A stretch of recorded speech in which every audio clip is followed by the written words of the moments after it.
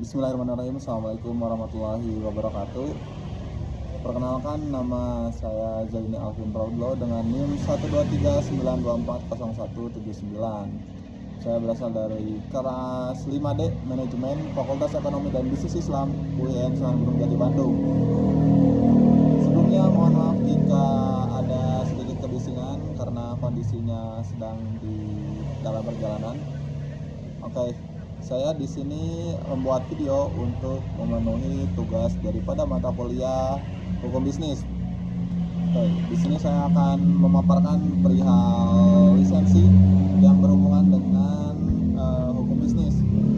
Oke, jadi lisensi adalah sebuah izin yang diberikan oleh pemilik suatu brand ataupun suatu perusahaan yang mana hak tersebut sudah dipatenkan dan hak tersebut itu sudah menjadi bagian resmi daripada brand ataupun suatu perusahaan.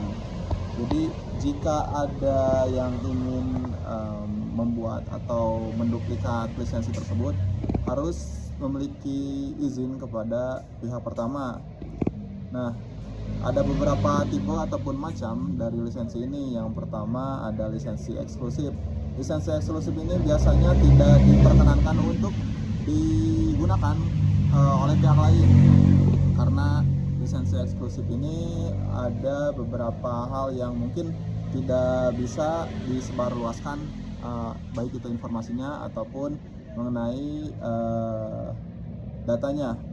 Kemudian yang kedua ada lisensi non eksklusif. Nah, lisensi ini tuh bisa digunakan oleh beberapa pihak, namun ada tahapannya juga, yaitu yang pertama melakukan izin kepada pihak pertama, yang mana pihak pertama ini pemegang lisensi utama ataupun pemilik daripada lisensi resminya.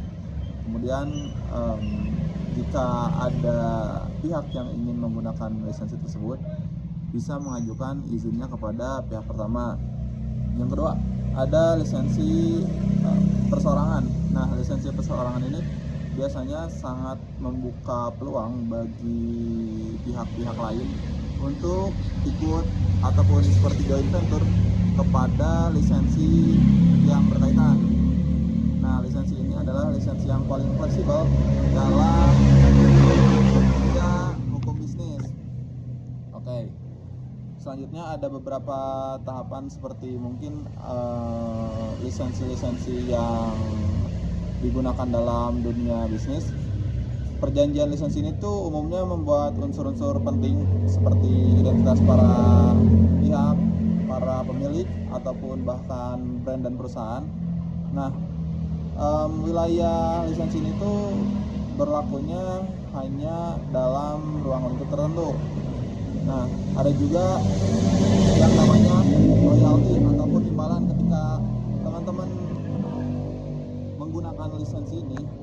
Teman-teman harus membayar royalti kepada pihak pertama. Nah, kenapa? Karena kalau misalkan lisensi ini digunakan, otomatis brand yang digunakan ini digunakan juga oleh pihak yang membeli atau menyewa lisensi. Nah, terus juga ada beberapa tujuan daripada diciptakannya lisensi ini tuh. Yang pertama, membantu pelaku bisnis untuk memperluas usaha tanpa harus turun ke lapangan. Jadi bagi yang memiliki lisensi itu bisa disebarluaskan ataupun disewakan untuk memperluas jangka wilayah penyebaran nama brand ataupun perusahaannya. Jadi tidak perlu bergerak dengan fisik, tapi bisa diakali dengan strategi. Maka dari itu lisensi ini sangat diperlukan atau sangat diminati oleh rekan-rekan yang memiliki usaha ataupun bisnis.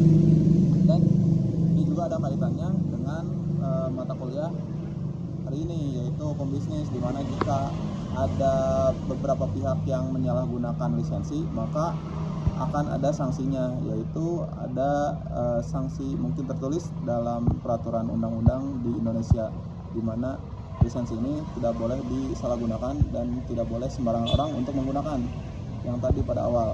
harus memiliki izin tertentu pada pihak pertama dan dengan segala royalti dan imbalannya gitu.